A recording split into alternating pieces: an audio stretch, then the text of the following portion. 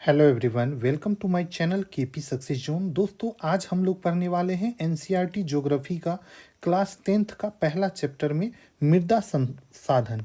जी हाँ दोस्तों, संसाधन एवं विकास पढ़ रहे थे और आज लास्ट टॉपिक है पहला चैप्टर का मृदा संसाधन। मिट्टी के बारे में आज हम लोग जानेंगे और काफ़ी इंपॉर्टेंट है।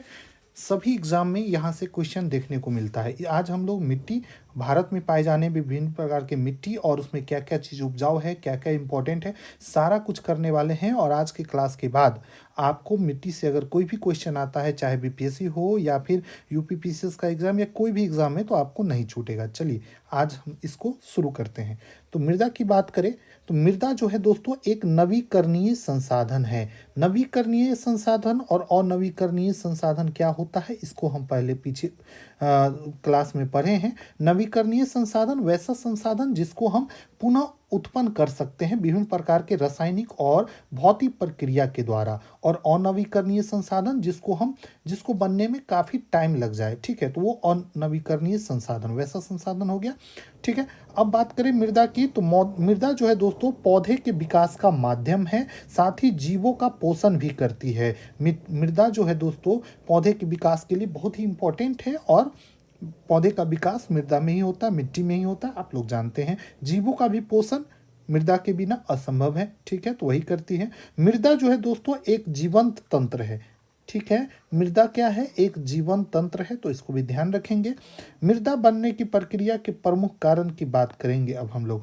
तो मृदा बनने की प्रक्रिया कौन कौन से हैं, तो पहला है उच्चावच, जनक सेल, संस्तर सेल, जलवायु, वनस्पति और जैव पदार्थ। ये सभी प्रक्रिया जो है दोस्तों प्रमुख कारण है मिट्टी के बनने के, मृदा के बनने के। ठीक है, तो इन सबको पढ़ेंगे हम लोग नीचे डिटेल से, तो सारा एक एक पॉइंट को हम डिटेल से कवर करने वाले हैं। ठीक है, उसके बाद दोस्तों तापमान में परिवर्तन, बहते जल की क्रिया, पवन, हिमनद और अपघटन की क्रियाओं भी मृदा बनने की क्रिया में महत्वपूर्ण योगदान देती है। जैसे कहीं टेम्परेचर में चेंजेस आता है तो उससे भी, और बहते हुए जल से भी होता है, मृदा का अपरदन होता है बहते हुए जल से, मिट्टी के नालिकाओं का निर्माण हो जाता है। तो काफ़ी कुछ है, नीचे हम लोग इस सब चीज़ को एक एक करके पढ़ने वाले हैं। उसके बाद है मृदा जैव और अजैव दोनों प्रकार के पदार्थ का बना हुआ है। ठीक है, मृदा जो है जैव और अजैव दोनों प्रकार के पदार्थ से बना हुआ है। जैव पदार्थ वो हो गया जिसमें जीवन मौजूद हो, और अजैव वो होता है जिसमें जीवन मौजूद नहीं होता है। तो मिट्टी में हुमस भी होता है और वो एक जैव पदार्थ है। तो मिट्टी की बात करें अगर पूछा जाए तो किस पदार्थों से बना है, तो मिट्टी में जैव और अजैव दोनों प्रकार के पदार्थ मौजूद होते हैं। ठीक है, माइक्रोस्कोप से अगर आप हम लोग देखेंगे तो मिट्टी में आपको छोटे छोटे जीव भी देखने को मिलेंगे। ठीक है, चलिए अब हम लोग पढ़ने वाले हैं भारत में मृदा का प्रकार। ठीक है, देखिए दोस्तों, अगर आप लोग को नोट्स चाहिए इसका तो हमने एक व्हाट्सअप नंबर दिया था। पहला क्लास जो था क्लास 10th का, उसमें आप लोग देखे होंगे, आपको दे देते हैं। उस नंबर पे आप व्हाट्सअप करेंगे, आपको नोट्स मिल जाएगा। ठीक है, चलिए नोट्स भी व्हाट्सअप नंबर आपको दिखा देते हैं। चलिए ये रहा व्हाट्सअप नंबर 9060419287। इस व्हाट्सअप नंबर पे आप लोग मैसेज करेंगे तो आपको इसका पीडीएफ में मिल जाएगा। और आप देख ही रहे हैं ये पहला क्लास था संसाधन और विकास का, तो ये सारा पीडीएफ है और इसी तरीके से यही पीडीएफ आपको मिलेगा। ठीक है, उसके बाद दूसरा क्लास में हम लोग संसाधन नियोजन पढ़े थे पहला चैप्टर का। तो 3 पार्ट में हम इस चैप्टर को कवर कर रहे हैं और आज हम लोग मिट्टी पढ़ रहे हैं। ठीक है, मिट्टी काफ़ी इंपॉर्टेंट है और कई बार एग्जाम में पूछा जाता है। चलिए सबसे पहले हम पढ़ेंगे जलोढ़ मृदा। ठीक है, तो भारत में मृदा के प्रकार में पहला हम जो पढ़ने वाले हैं जलोढ़ मृदा या जलोढ़ मिट्टी। लगभग भारत का संपूर्ण उत्तरी मैदान, देखिए भारत का जो संपूर्ण उत्तरी मैदान है, मैप के माध्यम से ही हम लोग देखेंगे तो देखिए ये जो ग्रीन कलर का दिख रहा है ये है दोस्तों पर्वत और वन। उसके बाद ये वाला पार्ट जो दिख रहा है दोस्तों, ये वाला कलर जो दिख रहा है, ये सारा जलोढ़ मृदा का फैलाव क्षेत्र है। तो इस सब को डिटेल से पढ़ेंगे, मैप भी आपको दिखाएंगे और एक एक चीज़ क्लियर करेंगे। तो लगभग भारत का संपूर्ण उत्तरी मैदान जो है दोस्तों वो जलोढ़ मिट्टी से बना हुआ है। ठीक है, यह मृदा सिंधु गंगा और ब्रह्मपुत्र नदी के द्वारा लाए गए निक्षेपों से बना है। तीन नदी सिंधु, गंगा और ब्रह्मपुत्र नदी के द्वारा लाए गए जो निक्षेप है उससे बना है क्या, तो जलोढ़ मृदा। ठीक है, जलोढ़ मृदा या जलोढ़ मिट्टी का अगर फैलाव देखें भारत में तो यह राजस्थान और गुजरात में एक सकरे रास्ते के द्वारा या गलियारा के द्वारा फैला हुआ है। उसके बाद पूरा उत्तर भारत में फैला हुआ है। ठीक है, उसके बाद पूर्वी तटीय मैदान में अगर आ जाए तो महानंदे, गोदावरी, कृष्णा और कावेरी नदियों का जो डेल्टा भी है ये भी जलोढ़ मिट्टी से ही बना हुआ है। तो ये सारा चीज़ आपको ध्यान रखना है, एक एक पॉइंट। जलोढ़ मिट्टी काफ़ी इंपॉर्टेंट है और कई बार पूछा जाता है। ठीक है, उसके बाद बात करें तो इसमें रेत, सिल्ट और मृत्तिका विभिन्न अनुपात में पाए जाते हैं। नदी के मुहाने के घाटी में ऊपर की ओर बहने पर मृदा के कणों का आकार जो होता है, तो देखिए जहाँ पर नदी निकलता है, जहाँ पर उसका मुहाना होता है, वहाँ पर ऊपर की ओर बढ़ने पर मिट्टी का जो कण होता है, जलोढ़ मिट्टी का कण, वो बड़ा होता है। और जैसे जैसे घाटी के ऊपर भाग में से नीचे आती है ये छोटा होता जाता है। तो देखिए नदी घाटी के ऊपरी भाग में कण जो होता है मिट्टी का वो कैसा होता है, तो मोटा होता है। और ठीक है, और ढाल भंग के समीप मृदा जोत क्षेत्र और तराई क्षेत्र में पाई जाती है। ये नीचे आती है तराई क्षेत्र, जहाँ से अगर ये मान लीजिए पहाड़ी एरिया है तो इसके जो नीचे वाला क्षेत्र है इसको तराई क्षेत्र बोलते हैं। ठीक है, चलिए अब हम लोग देखेंगे इसके प्रकार। तो आयु के आधार पे जलोढ़ मिट्टी को दो भागों में बांटा जाता है, एक है बांगर और दूसरा है खादर। ठीक है, तो पुराने प्रकार के जो जलोढ़ मिट्टी है उसको बोलेंगे बांगर। कई बार एग्जाम में आया हुआ है कि बांगर कौन है तो खादर कौन सा है। तो बांगर जो है दोस्तों ये पुराने प्रकार के जलोढ़ मिट्टी है और इसमें कंकर ग्रंथियों की मात्रा ज़्यादा होती है। वहीं बात करें खादर में तो खादर जो है तो नया जलोढ़ मिट्टी है। देखिए इसको याद रखने के लिए नया चीज़ को हम लोग खाएंगे। देखिए खादर, खादर याद रखेंगे, नया जलोढ़ मिट्टी जो है वो खादर है और पुराना जो है वो बांगर है। ठीक है, इसमें बांगर के तुलना में अत्यधिक महीन कण होते हैं। देखिए बांगर में और खादर में पूछा जाए तो सबसे महीन कौन है, तो खादर जो है दोस्तों बांगर की तुलना में महीन होते हैं। ठीक है, तो इसको भी ध्यान रखेंगे। अब देखिए जलोढ़ मिट्टी में क्या क्या पाया जाता है, तो जलोढ़ मिट्टी में पोटास, फास्फोरस और चूना युक्त होता है। ठीक है, तो इसको भी ध्यान रखेंगे। और सबसे उपजाऊ मिट्टी पूछा जाए तो जलोढ़ मिट्टी ही है। जलोढ़ मिट्टी सबसे उपजाऊ मिट्टी है। इसमें गन्ना, चावल, गेहूं, दलहन की फसलें, इन सब चीज़ों की खेती देखने को मिलती है। अधिक उपजाऊ होने के कारण इसे गहन कृषि भी की जाती है। तो गहन कृषि मतलब एक से ज़्यादा कृषि एक साल में किया जाता है। तो ये यहाँ कहाँ पर, तो जहाँ पर जलोढ़ मिट्टी है तो वहीं पर इसको सबसे ज़्यादा गहन कृषि किया जाता है। ठीक है,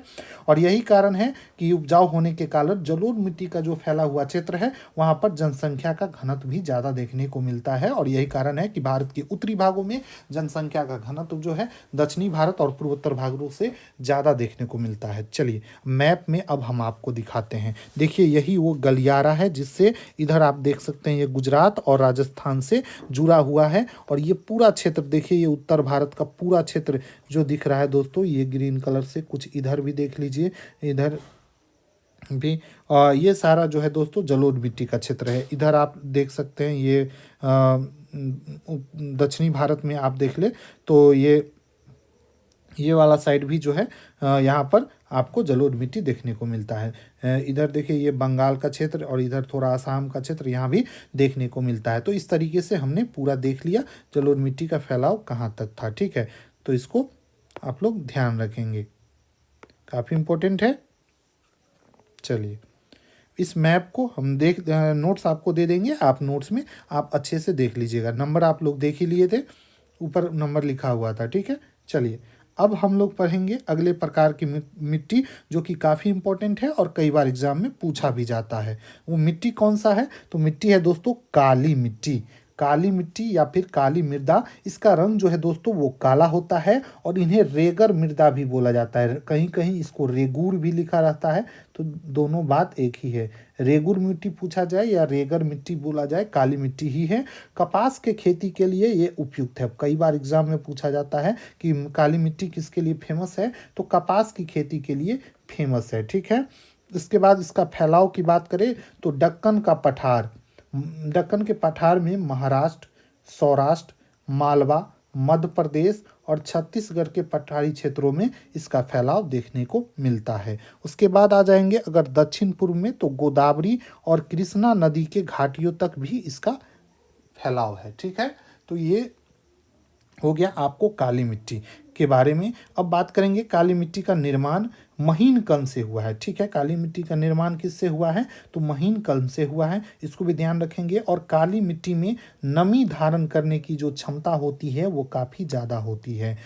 ठीक है, तो इसको भी ध्यान रखेंगे कि काली मिट्टी में नमी धारण करने की क्षमता अधिक होती है। और काली मिट्टी में पाए जाने वाले अब तत्व देख लेते हैं, तो कैल्शियम कार्बोनेट CaCO3, उसके बाद मैग्नीशियम, पोटास, चूना, ये सब काली मिट्टी में पाए जाने वाले तत्व हैं। इसमें फास्फोरस की कमी होती है, ध्यान रखेंगे कि काली मिट्टी में फास्फोरस की कमी देखने को मिलती है। ठीक है, गर्म और शुष्क मौसम में इसमें दरार पड़ जाती है और यही कारण है कि जुताई के समय गीली होने पर मिट्टी जो है इसका चिपचिपा हो जाता है। ठीक है, तो इसीलिए काली मिट्टी वाले क्षेत्र में मानसून के पहले बौछार में ही इसकी जुताई कर दी जाती है। तो पूछा जाए कि काली मिट्टी वाले क्षेत्रों में कब जुताई किया जाता है, तो पहले मानसून मतलब पहले ही जो बौछार होता है उसी में जुताई कर दिया जाता है। ज़्यादा पानी होने के बाद इसको जोतना मुश्किल होता है, क्योंकि इसकी जो मिट्टी है वो कैसा होता है, चिपचिपा हो जाता है गीला होने पे। ठीक है, अब हम देखेंगे काली मिट्टी का क्षेत्र। काली मिट्टी का क्षेत्र देखिए, तो ये वाला जो क्षेत्र दिख रहा है ये ब्राउन कलर का, ये काली मिट्टी का क्षेत्र है। और सबसे ज़्यादा महाराष्ट्र और गुजरात में काली मिट्टी का क्षेत्र देखने को मिलता है। ठीक है, तो इसको भी हम लोग देख लेंगे। ठीक है, चलिए अब अगला हम लोग देखेंगे लाल और पीली मिट्टी, लाल और पीली मृदा। ठीक है, तो लाल और पीली मिट्टी दक्कन के पठार के पूर्वी एवं दक्षिणी हिस्से में, देखिए लाल लाल कलर से इसको दिखाया भी गया है, तो जितना भी लाल कलर से मैप में दिख रहा है ये लाल और पीली मिट्टी है। ठीक है, दक्कन के पठार का पूर्वी भाग, मतलब ये नीचे वाला भाग जो ये वाला देख रहे हैं ये सारा, ठीक है, ये पूरा पूर्वी भाग हो गया। तो ये सारा पूर्वी भाग, इधर पूर्वोत्तर भारत में भी आप देख सकते हैं लाल मिट्टी देखने को मिलता है। पूरा पूर्वोत्तर भारत तो पूरा ही है। ठीक है, दक्कन के पठार के पूर्वी और दक्षिणी हिस्से में रवेदार आग्नेय चट्टान पर कम वर्षा वाले भाग पर हुई है। ठीक है, तो कम वर्षा वाले क्षेत्र पर ये हुई है। इसका विस्तार की बात करें तो उड़ीसा, छत्तीस, मध्य गंगा मैदान के दक्षिणी छोर और पश्चिमी घाट के पहाड़ी पाद पर, पहाड़ी पार मतलब पहाड़ का नीचे वाला भाग, वहाँ पर इसका फैलाव देखने को मिलता है। मैप में आप इसको क्लियरली देख सकते हैं अच्छे से कि कहाँ कहाँ है। तो जितना भी रेड कलर का क्षेत्र दिख रहा है ये सारा क्या है, काली लाल और पीली मिट्टी है। ठीक है, तो इसको भी अच्छे से कर लेंगे।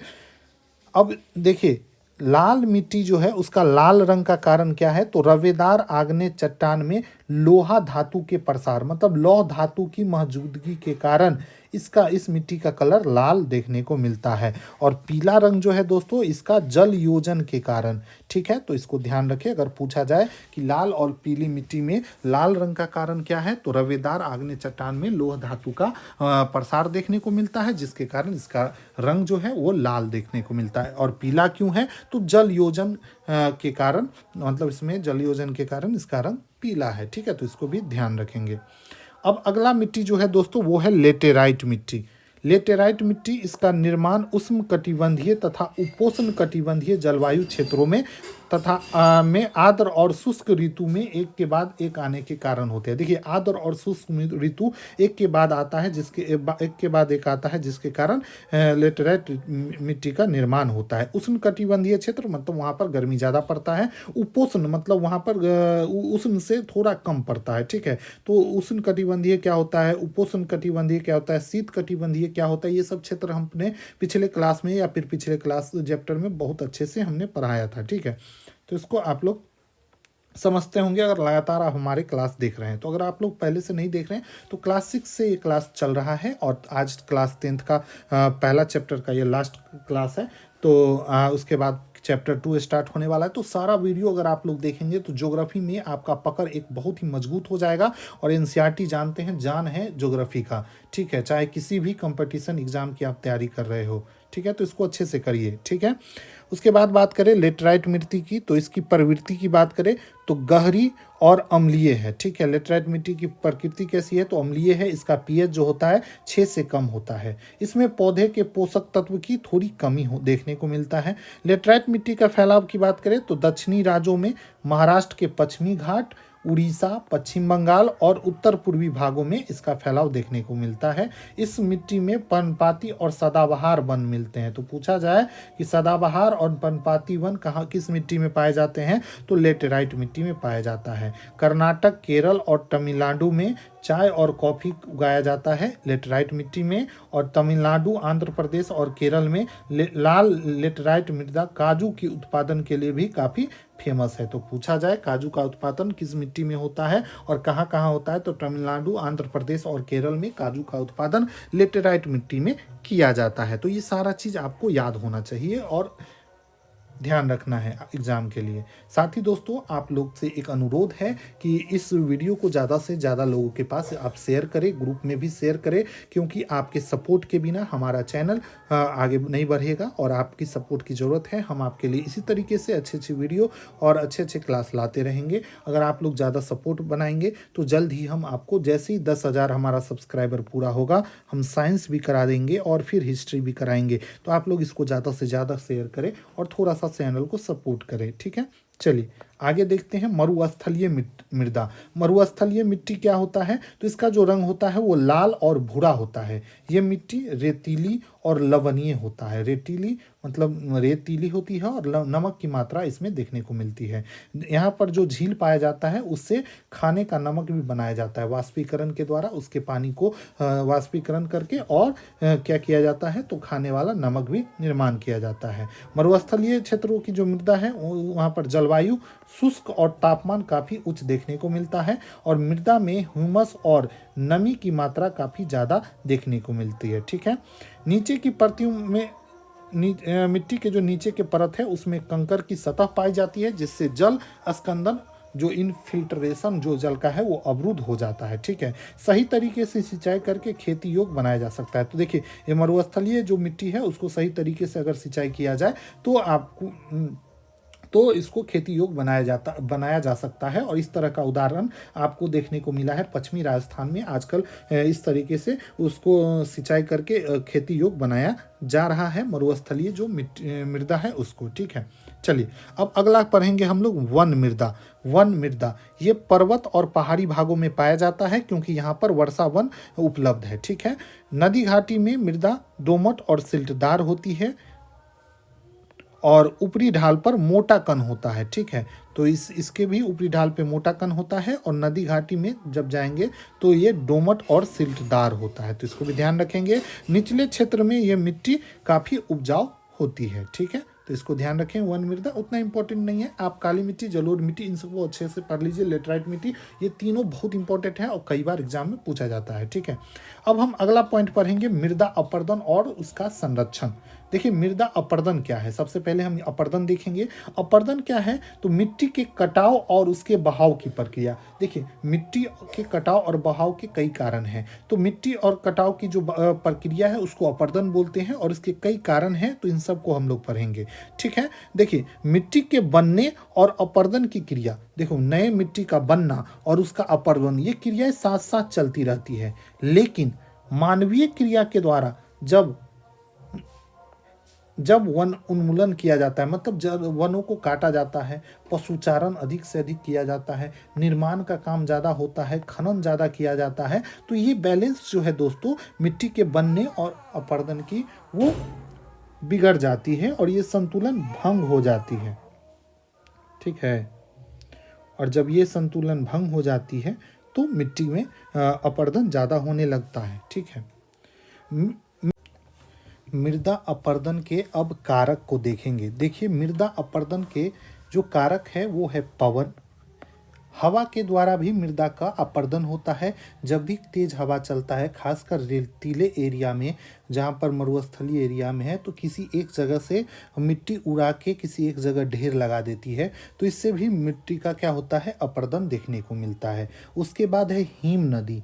हिम नदी क्या है, तो बर्फ की नदी को हिम नदी कहते हैं और इन नदियों के द्वारा भी मिट्टी का अपरदन होता है। उसके बाद जल, जल के बहाव के साथ भी मिट्टी बहकर एक स्थान से दूसरे स्थान पर चली जाती है और इससे भी मिट्टी का अपरदन देखने को मिलता है। ठीक है, इसी क्रम में हम पढ़ेंगे अब नालिका के बारे में। देखिए यहाँ पर फोटो दिख रहा होगा, अब नालिका कुछ इस तरीके का बना हुआ ये पिक है अब नालिका का। बीच बीच में बहते जल क्या करती है, मिट्टी को या मृदा को काटते हुए अब नालिका का निर्माण करती है। जब कोई नदी बहती है तो एक नाली के तरह निर्माण कर देता है, जिसी को हम क्या बोलते हैं, अब नालिका। नदी की जो वाहिकाएं है, मतलब जिस मार्ग से नदी बहती है तो वहाँ पर उसको वाहिका बोलते हैं। क्या बोलते हैं, तो वाहिकाएं बोलते हैं। ठीक है, और वाहिकाएं ये क्या बनाती है, तो अब नालिका बना देती है। ठीक है, उसके बाद अगला पॉइंट जो इसमें है, उत्खात भूमि।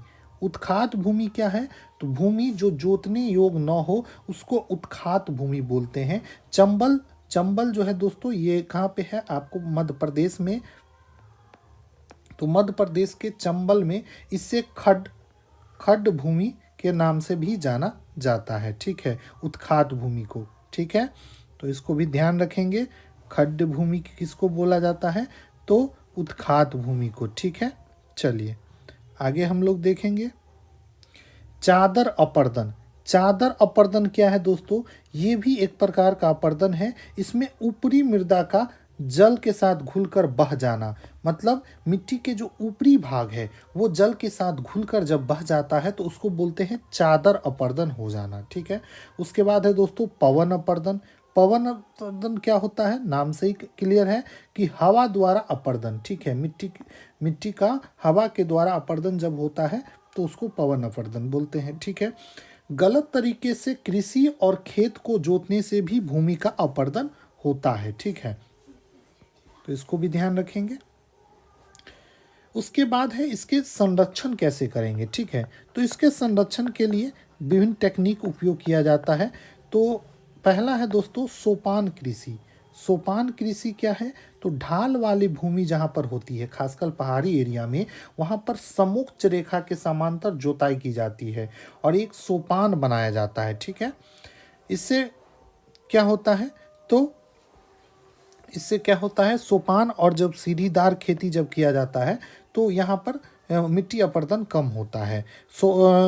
ये दोनों खेती, सोपान और सीढ़ीदार खेती, आपको कहाँ पर देखने को मिलेगा, तो पश्चिमी और मध्य हिमालय में। ठीक है, पश्चिमी और मध्य हिमालय भागों में ये देखने को मिलता है। उसके बाद अगला पॉइंट जो कि हमको ध्यान रखना है वो है पट्टी कृषि। पट्टी कृषि में क्या होता है, तो फसलों के बीच में घास की पट्टी उगाई जाती है और इससे क्या होता है, हवा द्वारा जो अपर्दन है वो काफ़ी कम मात्रा में होता है। ठीक है, तो इसको भी ध्यान रखेंगे। और लास्ट है दोस्तों रक्षक मेखला। रक्षक मेखला ये क्या है, तो पेड़ों के कतार में लगाकर खेती की जाती है और इससे हवा द्वारा अपर्दन काफ़ी कम होता है, हवा रुक जाता है। और पश्चिमी भारत में जहाँ रेतीले भाग है वहाँ पर रक्षक मेखला बनाकर कुछ कतार में पेड़ लगाए जाते हैं इस तरीके से और बीच में खेती किया जाता है। ठीक है, तो ये रक्षक मेखला कहाँ पर देखने को मिलता है, तो पश्चिमी भारत में देखने को मिलता है। तो इस तरीके से ये चैप्टर ख़त्म हो गया। क्लास 10th का पहला चैप्टर कंप्लीट हो गया। इसका पीडीएफ हम आपको डाल देंगे। मोबाइल नंबर एक बार और देख लीजिए, स्टार्टिंग में हम मोबाइल नंबर बता दिए हैं जहाँ से आपको व्हाट्सअप पीडीएफ मिल जाएगा। तो ये नंबर है 9060419287। इस पर व्हाट्सअप करेंगे और ये सारा पीडीएफ आपको बीच में जो ये दिख रहा है इसको हटा के और अच्छे से ये पीडीएफ आपको मिल जाएगा जो स्टार्टिंग में जैसा था ये। ठीक है, तो वीडियो आपको अच्छा लगा हो तो वीडियो को लाइक करके चैनल को सब्सक्राइब कर लीजिए और ज़्यादा से ज़्यादा लोगों के पास शेयर कर लीजिए। मिलते हैं अगले वीडियो में, धन्यवाद।